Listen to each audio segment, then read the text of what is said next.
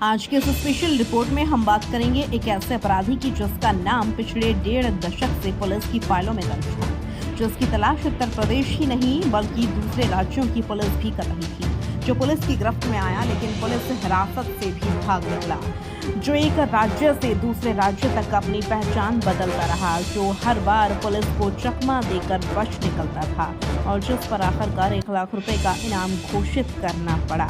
लेकिन सोमवार की आधी रात गोरखपुर की सड़कों पर गोलियों की आवाज गूंजी। पुलिस और एसटीएफ की संयुक्त टीम आमने सामने थी। कुछ ही मिनटों की फायरिंग और करीब 11 साल से फरार चल रहे अपराधी की कहानी वहीं खत्म हो गई। लेकिन क्या यह सिर्फ एक एनकाउंटर था या इसके पीछे महीनों की खुफिया निगरानी, तकनीकी सर्विलांस और पुलिस की बड़ी रणनीति काम कर रही थी?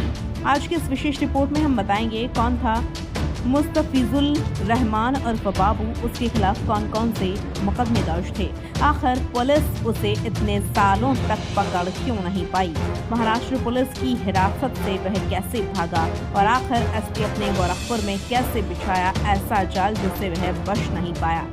आइए शुरू करते हैं यह विस्तृत रिपोर्ट। उत्तर प्रदेश में अपराधियों के खिलाफ लगातार चल रही कार्रवाई के बीच सोमवार की देर रात गोरखपुर में एक ऐसा ऑपरेशन हुआ जिसने वर्षों से फरार चल रहे अपराधी का अंत कर दिया। रात लगभग 11 बजे स्थान रामनगर करजहा से कुशीनगर जाने वाला मार्ग, सूचना 1 लाख रुपए का इनामी अपराधी इसी रास्ते से आने वाला है। सूचना मिलते ही स्थानीय पुलिस, एसटीएफ और अन्य सुरक्षा इकाइयां सक्रिय हो गईं और पूरे इलाके की घेराबंदी कर दी गई। आने जाने वाले हर वाहन पर नजर रखी जाने लगी। सड़क की दोनों ओर पुलिस टीमें तैनात थी। पुलिस जानती थी अगर यह सूचना सही निकली तो वर्षों से फरार अपराधी पहली बार उनके सामने होगा। कुछ देर बाद एक मोटरसाइकिल तेज रफ्तार से आती दिखाई दी। पुलिस ने रुकने का इशारा किया लेकिन पुलिस के अनुसार रुकने के बजाय बाइक सवार ने अचानक पिस्टल निकाल ली और पुलिस टीम पर फायरिंग शुरू कर दी।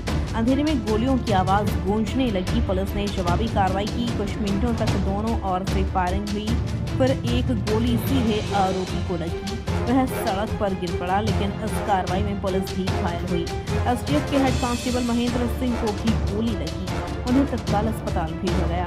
घायल आरोपी को भी जिला अस्पताल ले जाया गया, जहां डॉक्टर्स ने उसे मृत घोषित कर दिया। यही खत्म नहीं होती कहानी। असल कहानी शुरू होती है करीब 23 साल पहले। वर्ष 2003 मुस्तफिजुल रहमान के खिलाफ पहला मुकदमा दर्ज हुआ। चोरी का मामला, उसके बाद उसके खिलाफ अपराधों का सिलसिला रुकने का नाम नहीं लेता। 2008 हत्या का प्रयास, मारपीट धमकी, 2011 बलवा हत्या का प्रयास और यहीं से वह फरार हो गया। पुलिस उसे तलाशती रही लेकिन हर बार वह पुलिस से एक कदम आगे निकल गया था। 2012 जब हत्या के मामले में नाम आया, यही वह साल था जब उसका नाम हत्या और आपराधिक साजिश जैसे गंभीर मामले में सामने आया। पुलिस ने अदालत से उद्घोष कराई। धारा 82 और 83 के तहत कार्रवाई हुई। संपत्ति कुर्क करने की प्रक्रिया शुरू हुई लेकिन वह सामने नहीं आया। 2021 जिसने बदल दी पुलिस की रणनीति। आजमगढ़ के मेहनगर में बसपा नेता कमालू की हत्या हुई। जांच में मुस्तफिजुल रहमान का नाम सामने आया। अब मामला सिर्फ हत्या का नहीं था बल्कि राजनीतिक रूप से संवेदनशील अपराध का भी था। यहीं से पुलिस ने उसके खिलाफ इनाम घोषित किया। पहले 25,000 रुपये पर लगातार फरारी को देखते हुए 1 लाख रुपए। महाराष्ट्र पुलिस की हिरासत से फरार, इसके बाद उसकी तलाश उत्तर प्रदेश से बाहर भी शुरू हुई। कुछ समय बाद वह महाराष्ट्र पुलिस के हाथ लग गया लेकिन 10 दिसंबर 2024 एक ऐसी घटना हुई जिसने पुलिस व्यवस्था पर भी सवाल खड़े कर दिए। मुस्तफिजुल रहमान पुलिस हिरासत से ही भाग निकला। उसके खिलाफ नया मुकदमा दर्ज हुआ और उसकी तलाश फिर से शुरू हो गई। गुजरात में भी छिपा रहा। पुलिस जांच में सामने आया कि वह लंबे समय तक गुजरात में भी छिपा रहा, लगातार अपनी लोकेशन बदलता रहा, मोबाइल नंबर बदलता रहा, पहचान बदलता रहा और यही वजह थी कि पुलिस के लिए उसे पकड़ना आसान नहीं था। अपराधों की लंबी सूची।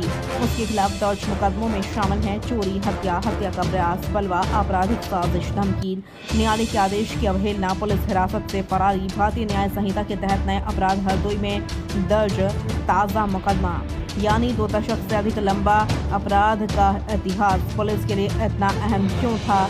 क्योंकि वह सिर्फ एक इनामी अपराधी नहीं, वह ऐसा आरोपी था जो कई राज्यों में सक्रिय था, जो फरार था, जो पुलिस हिरासत से भाग चुका था और जिसके खिलाफ हत्या जैसे गंभीर मामले लंबित थे। अब आगे क्या?